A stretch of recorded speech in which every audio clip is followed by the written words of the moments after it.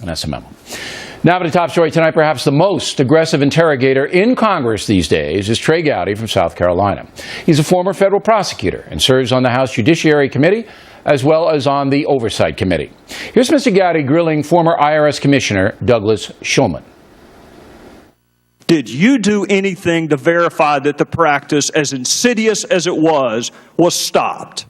The Inspector General was going to be looking into it, and that's what. Is it that you can't say yes or no, or you're just choosing not to say yes or no?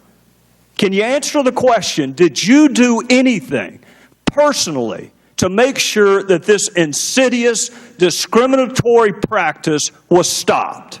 Yes or no? Shulman had no meaningful answer. Joining us now from Washington is Congressman Gowdy. You sounded like me. You see, you were rude, bold, and fresh. I didn't sound that good, but thank you. What is your opinion on what's really going on with the IRS? I mean, we now know that it's into the Washington bureaucracy. It's not a Cincinnati deal. Do you think this was orchestrated by the Democratic Party or the White House? Well, I don't have any evidence to support that, but I can tell you this: one place we ought to be looking is the Obama-Biden re-elect, not just the White House, but their re-election team. I like to deal in evidence. I can't prove to you that it goes to the White House. I can tell you this: I don't think two rogue agents in Cincinnati concocted this scheme on their own. So somebody concocted what you call the scheme and to target the Tea Party and other conservatives and criminally leak out some IRS private information to enemies of those people. That's a criminal offense. Where do you go from here? As you just heard, and do you agree with me the Obama administration is not going to get to the bottom? They don't want to know what happened. Do you agree with that? I do. They're not going to get to the bottom because they don't have to get to the bottom. There are a couple of groups that provide oversight in our system. One is Congress, one's the voters, and one's the media. And with the exception of a couple of media outlets, they're not providing oversight. They're not going to go after it. So you're going to have to, somebody's going to have to advance the story, and I'm wondering where that's going to come from. How are you going to find out who concocted the scheme, as you call it? How are you going to do that? Prosecutors use a grand jury, use all the investigatory arrows in the quiver, if you will. Congress is limited in their ability to convene a grand jury or offer immunity or incent testimony. You need special prosecutors. I hate to say that, but that's the way the system's set up, and they're better at it. Explain to the folks how that's going to happen. Who's going to call for the special prosecutor? Who's going to call for the federal grand jury?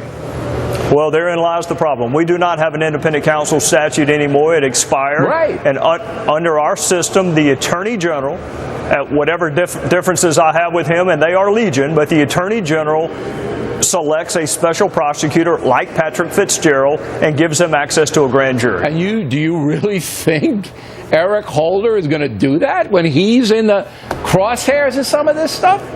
If we put enough pressure on the White House, the answer is maybe. But Congress, no matter how much I miss my old job, I cannot prosecute people. I can't sentence them. I can't put them in front of 12 jurors.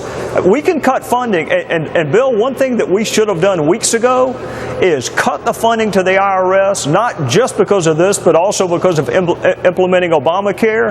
Now, why my colleagues and me, throw me in it too, have been slow to cut the funding for IRS is tough for me to explain as well. Well, I think, lots of Americans around tax time would like that, but I don't know if that's going to get you anywhere.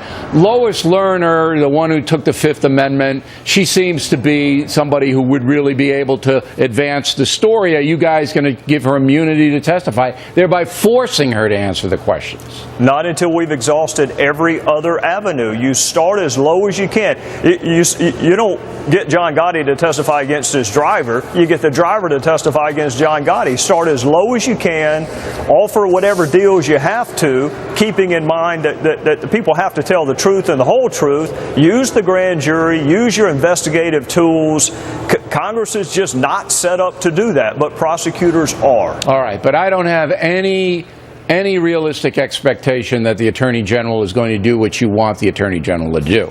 And so the bottom line is, this is going to be in limbo and just going to be slugging around and nothing's going to happen. I'll give you the last word.